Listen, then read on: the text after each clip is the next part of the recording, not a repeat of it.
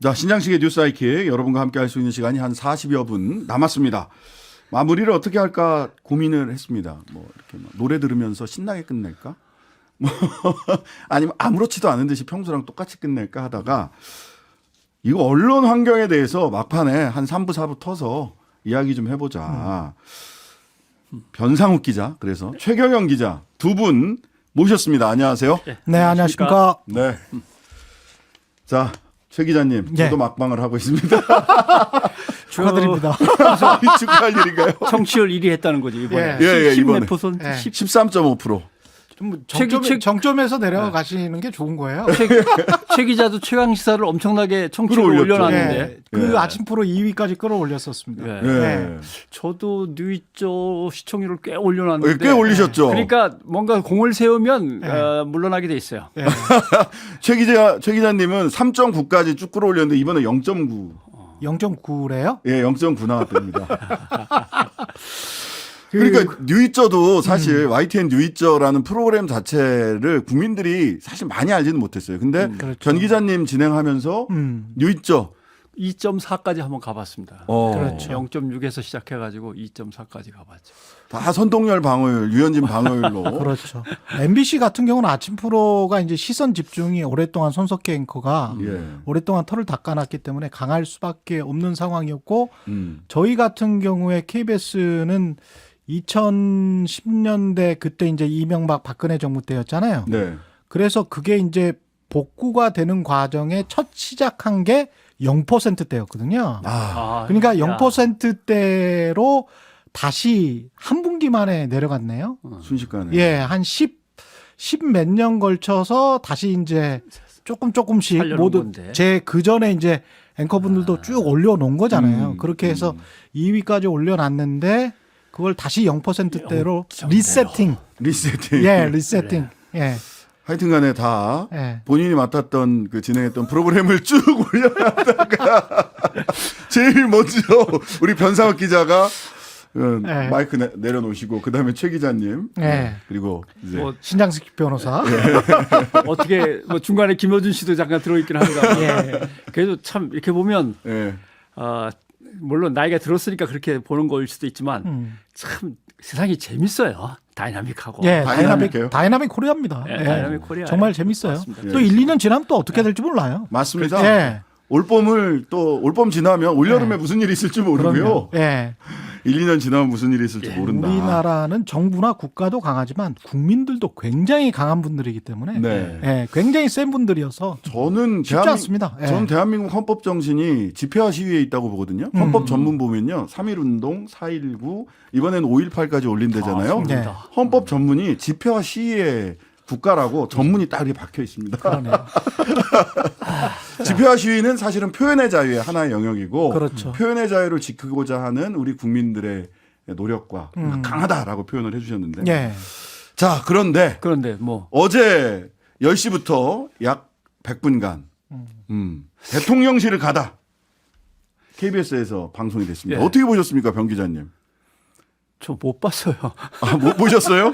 왜냐하면 어제 저녁들 같이 먹는다 그러지 않았어요? 네, 제가 맞습니다. 마산에서 저녁 기차로 올라오느라고 예, 예. 일단 시작 시간을 놓쳤는데 네. 집에 와서 얼른 보면 되긴 되는데 그냥 씻고 나는 솔로다 보고 그냥 잤는데 네. 그러면 오늘 이렇게 뭐 기사로 보셨습니까? 다 이제 뭐 다음날 기사로 다 뜨니까요. 네, 기사로 네. 쭉 훑어보죠. 네. 다만 이제 제가 생각한 것은 KBS가 대통령의 신뢰를 회복했구나. 애만 있었다. 대통령이 조선일보에 이어서 바로 이제 낙점을 하신 걸 보면 예, 작년에는 조선일보랑 네. 단독 인터뷰했고요. 신년에. 이번에 KBS니까 예. KBS가 대통령의 신뢰를 많이 회복했다. 애썼다. 박민 사장. 음. 두 번째, 예. 다들 그 기사를 많이 이제 안 보게 됩니다만은 여기저기 넘기다 보면 KBS의 시청료 분리 징수가 네. 무기한으로 유예됐습니다.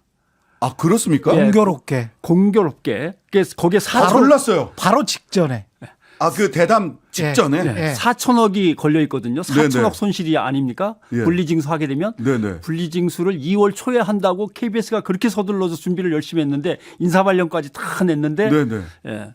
그것도 KBS가 연기한 게 아니라 도저히 준비가 안 됐다고 산자부가 산업자원부, 산업자원부가 그거 중단하시라고 지금 할 때가 아닌 것 같다고 해서 연기가 됐습니다. 그랬군요. 그 아파트는 지금 난리였거든요. 지금 그 준비한다고. 그렇죠. 네. 왜냐하면 전국에 3만 개 대단위 아파트 단지의 관리소장들이 속해 있는 협회를 KBS가 찾아가서 예. 2월 초에는 해야 되니까 이렇게 그 관리소장들한테 연락을 해 주시고 다 했는데 산자부가 됐거든요. 뭐 이렇게 손실을 입어가면서까지 하려고 그래. 이렇게 된 거죠. 야, 그러니까 그건- 대통령의 신뢰라는 게 이만큼 중요한 거죠. 아, 그냥 인터뷰를 그냥 그쪽에서 대담을 한다가 중요한 게 아니라. 네, 그러니까 이게 실은 행간을 읽는다는 게 이런 거죠. 여러 가지 기사들을 이렇게 조합해서 도대체 무슨 일이 벌어지고 있는 것일까? 근데 우리가 복귀를 예, 최 해보면 기자님. 수신료 거부하라고 국민들에게 그렇게 독려를 하고 맞아요. 국민의힘 의원들 대표 많은 사람들이 그랬잖아요. 그러면서 네. 불공정하다라고 이야기를 했는데 지금은 공정하다라고 생각해서 그런 건지 네. 어떤 건지는 모르겠습니다만은 사실은 국민들을 가지고 노는 것 같은 행태인 거예요. 저 생각을 해보면. 근거가 예, 박 예. 기자님. 그때 한전에서 전기료를 걷는데 왜 KBS 수신료까지 걷냐? 분리시켜라. 당장 시행해야 된다라고 했다가 그렇죠. 석 달만 여유를 주겠다. 그럼 7월부터 석 달이면 10월이거든요. 네. 그런데 갑자기 KBS는 그래서 죽으라고 뛰었는데 그렇죠. 다시 또 산자부가 나서서 아유 안 해도 되니까 네. 당장 하던 거는 중단하시고 기다리쇼. 이렇게 되는 거죠. 대단합니다. 국민들을 우롱한다고밖에는 볼 수 없죠. 우롱하는 거죠. 예. 자, 대통령실에서는 수준이 되는 언론사 대담을 하겠다 이렇게 얘기를 해서 KBS가 수준이 되는 언론사로 꼽혔는데 공영방송의 역할. 대통령께서 숫자를 잘못 알고 계시던데 예. KBS 9시 뉴스가 엄청나게 청취율이 많이 높아졌다 시청률이 이렇게 높아졌다고 칭찬하시더라고요. 칭찬을 아니, 하면서 시작을 시청률. 했잖아요. 예.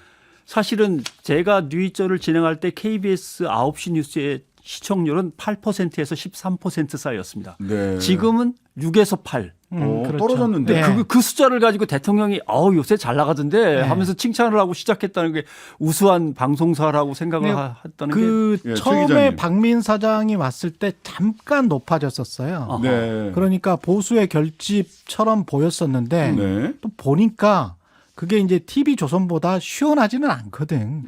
KBS 뉴스가 그렇게 시원하지가 않으니까 이제 보수 시청자층이 떨어진 것으로 분석이 됩니다. 네. 그러다 보니까 이제 보수와 리버럴 사이에서 이도저도 아닌 방송 그러나 이런 저런 말들은 절대 못하는 방송 뭐 이런 식으로 인식이 점점 돼 가버린 것 같아요. 그래서 시청률이 그 이후에는 점진적으로 하락해서 어떨 때는 어떤 날은 SBS보다 더 못할 때도 있어요. 그런데 제가 그 회사에 입사한 게 95년 12월이거든요. 한때는 15% 20% 가까이까지 갔었어요. KBS 그렇죠. 9시 뉴스에 9시 뉴스가. 뭐 MBC와 SBS를 합쳐도 KBS 9시 뉴스의 시청률을 따라가지를 못했거든요. 네, 네. 그런데 어떤 날은 SBS보다 못한 시청률이 나오니까 그러면 5%대 뭐 이렇게 예, 5%도 찍는 적이 있거든요. 네. 그러니까 지금은 뭐 그게 순식간인 거죠. 그러니까 뭐 8에서 한 12% 왔다 갔다 했는데 5% 네. 찍는 날도 있으면 그냥 절반으로 꺾였네. 허리가 그렇죠. 꺾였네. 그러니까 신뢰라는 게 예. 쌓기는 힘들지만 무너지기는 뭐 한순간인 거죠. 예. 제작 과정도 보니까 어제 언론노조 KBS 본부 박상현 언론노조 KBS 본부 지역 부본부장이 어제 오마이TV에 나와서 외주 PD가 은밀하게 군사작전 하듯 대담을 제작을 했다. 이게 굉장히 중요한 방송일 텐데 외주 PD가 이렇게 제작하는 KBS 안에 PD가 한둘 있는 것도 아닌데. 이게 어떤 네, 최 기자님. 좋은 의미로 봤을 때는 안에서 좀 저항이 있었나 이렇게 볼 수도 있고요. 네. 왜냐하면은 스크롤이 올라가는데 기획 연출이 다 나오잖아요. 이름이 네네. 나죠. 기획은 이제 CP고 연출은 메인 PD인데 네. 그 밑에 또 조연출들까지 다 나오면 그 사람들은 전부 다 이제 후배들인데 예. 그 사람들 이름이 들어가야 될 텐데 그거를 제작본부장이 예. 지시를 했었어야 되는데 그리고 제작본부장 밑에 누군가가 예. 그걸 명령을 받아서 뭔가를 했어야 되는데 믿고 맡길 수 있는 PD가 없을 수도 있죠. 그러면서 이제 외주 같은 경우는 법인 이름으로 가니까요. 아, 사람 이름이 안 나오잖아요. 거기에는. 그렇구나. 예, 그러니까 박장범 기자만 부끄러우면 예. 예, CP 이름은 들어갔답니다. 예. CP 이름은 들어가고 예. PD는 없고 외주 제작. 그럼 이렇게. 외주 제작이니까 CP는 이제 외주 제작 부서에서 담당을 하는 거기 때문에 본인은 행정적인 일만 했다. 맡았다라고 하면 되는 거니까요. 근데 이제 예, 변상 통상 기자님. 보면 KBS에 수천 명의 직원이 있지만 예. 대통령과의 단독 대담을 카메라를 배치하고 뭐 다 이것저것 질문을 짜고 앵커에게 훈련을 시켜가지고 리허설을 하고 진행할 수 있는 시사 진행 담당 PD는 사실 할 수 있는 사람 몇 명 안 돼요. PD와 그죠? 작가 네, 그런 작가 몇 명 안 구하기가 된다고. 힘들어요. 예. 불과 몇 명 안 되는데 예. 딱 보니까 야 이게 성분이 이게 또 진골 선골을 따져 보니까 이게 아니다 싶으면 뭐 믿고 못 맡기죠. 불안해서 그럴 수도 있는 거고. 그럴 수도 있다. 거기다가 이게 지금 그냥 대담이 아니고 앞에 그 뒤에 앞뒤에 중간에 인서트 영상이나 뭐 이런 것들이 있지 않습니까? 예, 예. 그, 네. 저 롱롱 타이머고도 막 나오고 그랬어요. 그렇죠. 그러면 이제 못 봐서 말씀을 못 드리겠습니다만. 그런 식인 거죠. 그러니까 이게 대담을 안 하고 그 전에 사전에 찍는 작업이 있기 때문에 이게 뭔가 콘티가 없었다라고 대통령실에서는 이야기를 하지만 네. 방송에 콘티는 존재를 하거든요. 그렇죠. 어떤 것들을 찍어야 되겠고 그걸 사전에 촬영을 하고 그때 오부제가 되는 박찬범 기자랄지 대통령이랄지 어떤 위치에서 어떻게 찍는다 그거를 사전에 다 찍고 그 다음에 대담에 들어가는 거기 때문에 이거는 일종의 이제 연출이 충분히 되고 그 다음에 대담을 하는 그런 입장에서는 큰 기획을 외주 프로덕션이 근데 할 수 있을까요? 그런 큰 기획을 그런 큰 기획을 여기에서 어떤 포즈를 취해 주시고요. 어떤 말씀을 해 주셨으면 좋겠고요. 그리고 어떤 편집이 근데 그 편집마저도 이제 외주 프로덕션이 했다는 거잖아요. 네. 그게 가능할까요? 그런 걸 네. 애당초 다 포기하고 그냥 굉장히 말씀하시는 대로 다 내겠습니다라고만 생각을 했다면 근데 그게 녹화잖아요. 녹화. 녹화니까 그래서 3, 4일 정도 편집하는데도 여러 사람이 보지 않았을까 네. 그런 생각이 듭니다. 예. 그리고 꼭 봐야 될 그분이 다 보고 난 다음에 제가를 한 다음에 내보내는 거 아닐까 이제 그런 생각을 하는 네. 프리뷰를 얼마나 높은 분까지 했는지에 관해서 제가 들었거든요. 네, 네. 특종 좀 주세요. 들었는데 네. 프리뷰를 해서 제작에 관여했다면 네.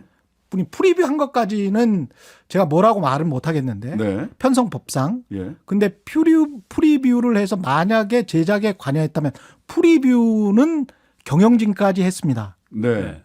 이거는 저는 중요한 문제라고 봐요. 그러니까 어, 프리뷰를 경영진이 하는 경우는 없어요. 그렇죠. 예. 만약 예. 보고 뭐 요건 이렇고 저건 저렇다라고 만약 이야기를 했다면 편성 규약상 그거는 안 되죠? 방송법 위반입니다. 위배입니다.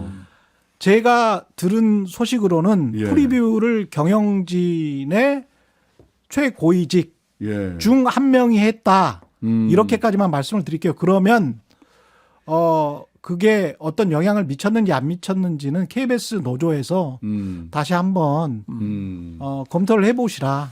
예. 네, 이건 충분히 뭐 그 언론으로서 또 노조에서 한번 검토를 왜냐하면 편성 규약상의 그럼요. 위배 말이 안 여부가 되는 있을 거죠. 수 있으니까. 국장만 보는 겁니다. 국장까지만. 예. 그리고 예. 이제 변 기자님. 최 기자가 설명하신 부분은 이제 KBS 내부의 입장에서 예. 네. 외부 입장에서 국민의 입장에서 생각하면 네. 사실 2000년대에 들어와서 이제 문재인 대통령이 취임 2주년 KBS 단독 대담을 할 때 그때 네, 물론 했습니다. 녹화였습니다마는 그때는 국민에게 청와대가 설명을 하죠. 네. 대변인이 일주일 전에 언제 녹화를 어떻게 들어가는데 어느 정도 녹화해서 방송할 분량은 1시간 반 정도 되는데 주제는 이거고 어떤 식으로 진행이 될 겁니다라고 기자들한테 다 릴리스를 해서 기자들이 국민들한테 알리고 네. 그 과정을 소상히 얘기를 한단 말이죠. 네. 근데 이번은 그렇지도 않잖아요. 그러니까 네. 국민의 자유, 사실은 언론의 자유는 국민이 갖고 있는 건데 네. 국민들이 대통령한테 따져 물을 것도 KBS가 안 물었고 대통령으로부터 꼭 설명을 들어야 될 부분에 대해서도 대통령이 설명을 안 하고 네. 이러면 사실은 국민이 갖고 있는 기본권, 언론의 자유 자체가 완전히 망가지고 무너진 거죠. 네. 이 KBS의 문제가 아닌 거죠. 사실 따지고 네. 보면. 네. 자, 대통령실에서는 이거 대담이 그 방송이 나가기 전에 질문은 집요했고 답변은 소상했다.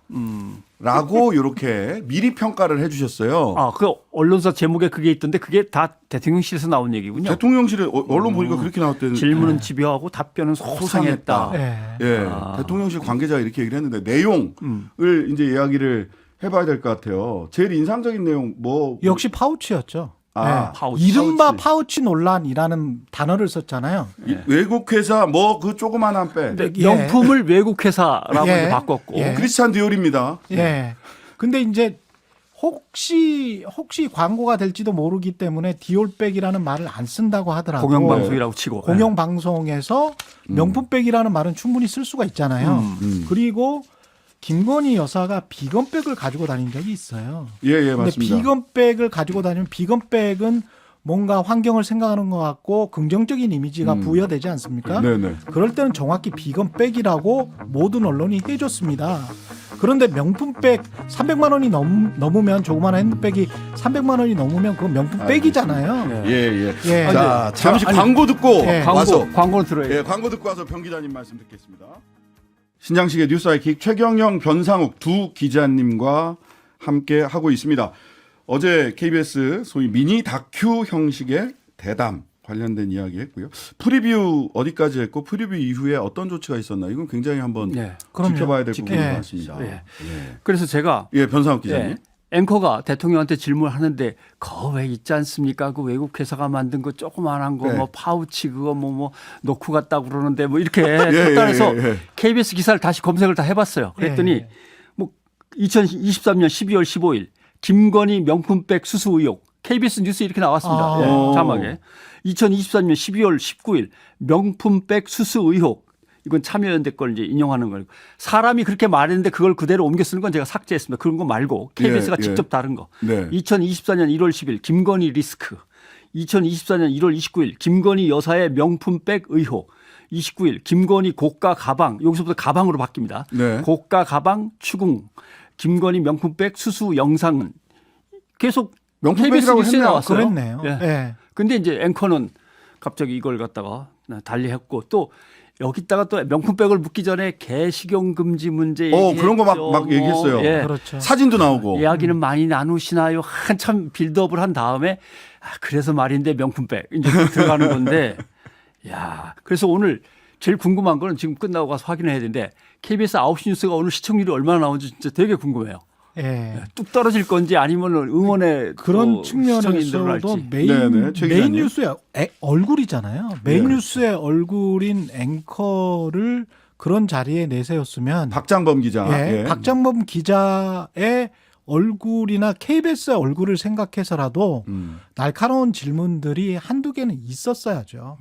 왜냐하면 그 사람의 기자 인생도 그걸로 굉장히 망쳐진 거고 KBS라는 언론사의 신뢰도 그걸로 굉장히 떨어져 버린 겁니다. 네. 지난번 정부 때 사실은 오히려 반대 현상이 일어났었지 그렇죠. 않습니까? 네, 네, 네. 너무 대통령을 싫어하는 듯하게 보인다라고 해가지고 당시에 열렬한 대통령 지지자들이 KBS를 공격을 했었어요. 네. 뭐 그거- 독재자 뭐 이렇게 대담하는데도 독재자라는 얘기 평가 듣는데 어떻게 생각하시냐 이렇게 물어봤죠. 그렇죠. 예. 그런 것들을 생각을 한다면 그때 당시에 자유롭게 질문하고 그 다음에 그런 그 대통령이 받아주고 그게 그대로 나갈 수 있었던 그 네. 언론 환경과 지금 KBS의 얼굴인 사람을 데려다가 다른 그 일반적인 시청자들이 봤을 때는 저건 지나친 홍보네라고 생각할 정도의 인상을 주는 그런 방송을 내보내 버리면 그거는 방송사나 기자 개인을 생각하는 게 아니고 오로지 대통령만을 위하는 특히 이제 국민을 전혀 생각하지 않는 그런 방송 행태를 보였다는 측면에서 KBS는 비판을 받을 수밖에 없죠. 네, 변 기자님. 이제 뭐 이 얘기를 마무리 짓는 선에서 얘기를 한다면 예. 권력자만 인터뷰하기로 유명했던 이탈리아의 오리아나 팔라치라고 하는 여자 앵커 있어요. 예. 네. 유명한 앵커죠. 기자 겸 뭐 작가이기도 합니다만은 그렇게 얘기를 하죠. 나는 그 권력자들을 인터뷰하러 갈 때 수천 개의 분노를 가지고 간다. 아. 그 수천 개의 분노가 질문으로 바뀌는데 예. 단 그 질문은 먼저 나를 공격해서 너는 똑바로 했냐라고 나한테 먼저 묻고 그 다음에 이제 권력자한테 그걸 묻는다. 그리고 또 나중에 또 희한한 말도 해요. 만나보니까 뭐 철학이든 세계관이든 가치관이든 보통 사람보다 나을 것도 없더라. 다만 다른 게 있다면 예. 욕망이 거대하다는 것과 아. 그 욕망에 역시 집착하고 있다는 것. 이것만 조금 다르지 똑같더라. 이런 얘기를 남겼는데 분노를 가지고 만난다고 하는 그 장면은 뭘 굉장히. 의미하는지 알겠죠. 그렇죠. 네, 도대체 네, 나라꼴 이게 뭐냐라고 하는 그 각계각층의 사람들의 분노를 가지고 와서 만나는 거죠. 그런 네. 점에서 제가 한 가지만 더 말씀드리면 아까 네. 파우치 같은 경우도 이제 축소하려고 하는 의미가 역력하잖아요. 예. 그런데 이제 대통령이 답변한 아쉽다. 한동훈 비대위원장이 이야기하는 걱정하는 부분 뭐 이런 것들도 사실은 진실을 왜곡하는 이야기들이죠. 네. 네. 국민들이 걱정하시는 분들은 일부 있을 수는 있겠지만 국민들의 감정, 정확한 감정은 그렇게 뇌물성의 300만 원이 넘는 명품백을 수수한 사실에 관해서 분노하고 싫어하는 겁니다. 네. 그걸 싫어하는 거죠. 예. 어떤 사람이 우리가 걱정하는 거는 인플레이션 걱정이에요. 물가 걱정하고 우리의 네. 삶을 걱정하는 거지. 누가 지금 뭐 알겠습니다. 2억 정도의 연봉을 받은 대통령 부부의 안위를 걱정하겠습니까? 알겠습니다. 예. 자, 뭐 이제 시간이 많지는 않은데요. 요 최근에 소위 그 방송통신위원회가 두 명이 YTN 사실상 민영화 결정을 엊그제 했고요. 그 다음에 방심위는 거의 전 직원이 지금 이렇게 방심위 운영해서는 안 된다라고 하지만 예. 방송소위와 선거방송심의위원회 요 두 축이 계속해서 뭐 뉴스아이키 법정 제재 얘기는 더 이상 하지 않겠습니다. 김현정 CBS 예. 뉴스쇼에 장성철 편향된 야당 패널이 나왔다. 그다음에 한판 승부 저희들이랑 같은 시간. 박재홍 박재홍 아나운서가 하는, 하는. 예. 거기에 진중권 씨가 한동훈 비대위원장을 비판했다. 뭐 이런 걸로 지금 법정 제재가 예고돼 있습니다. 근데 방통위는 지금 반쪽이잖아요. 사실 반쪽도 아니죠. 5명이 해야 되는데 2명이 하고 있으니까 그렇죠. 반쪽도 아닌 건데 일단 제일 크게 저지른 일은 YTN을 팔아 넘겼습니다. 네. 예. YTN은 27년 만에 이제 민영화가 되는 건데 네. 방송통신위원회 소관 사무에 보면은 관련법 11조 1항입니다. 정확하게.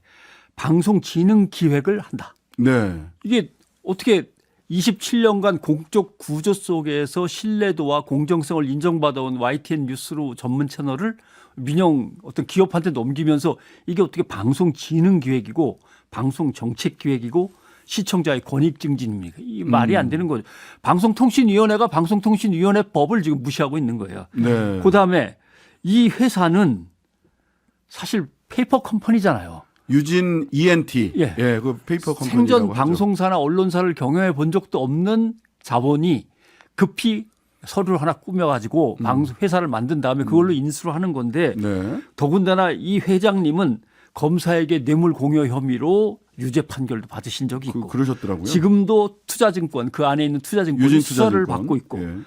이 가만히 보면 방송통신원의 이번 것은 행정 조치가 아니고 범법 행위에 거의 가까운 그런 상황으로 볼 수밖에 그 없어요. YTN에서도 노조에서도 그 뭐 법적으로 좀 다투겠다, 법정 분쟁을 하겠다 이렇게 얘기를 하고 있고요. 예. 제가 꼭 그 말씀드리고 예, 싶은 최 게 기자님. 있는데요. 그 최강 시사도 그렇고 뉴스 아이킥도 그렇고 계속 공정성 이야기를 하잖아요. 예. 네. 그것과 관련해서 청취자 여러분이 꼭 좀 기억해 주시면 좋을 것 같은 이야기를 하겠습니다. 과거에 이명박 대통령 후보가 나왔을 때 있잖아요. 그때 이명박 대통령 후보가 굉장히 혐의가 많았죠. 네. 예, 그리고 정동영 후보 있었고 문국현 후보 등이 있었습니다.